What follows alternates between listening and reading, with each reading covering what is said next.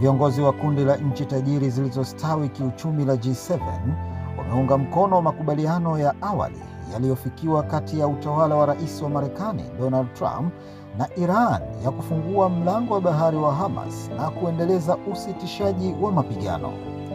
Katika tamko lao la pamoja kwenye mkutano unaofanyika kusini mwa Ufaransa, viongozi hao wameyataja makubaliano hayo kuwa ni fursa ya kihistoria ya kuzuia Iran kupata silaha za nyuklia na kukabiliana na vitishio vyake vya kikanda na mradi wake wa makombora ya masafa marefu. Viongozi hao wamesema wako tayari kuchangia katika utekelezaji wake, ingawa sio ikulu ya White House au Iran ambayo imeweka wazi nyaraka za makubaliano hayo. Hata hivyo, kulingana na nyaraka zilizovuja za makubaliano hayo, Iran itachukua hatua mara moja ya kufungua tena mlango wa bahari wa Hormuz na itaruhusiwa kuuza mafuta yake bila vikwazo. Hii MV2 Channel.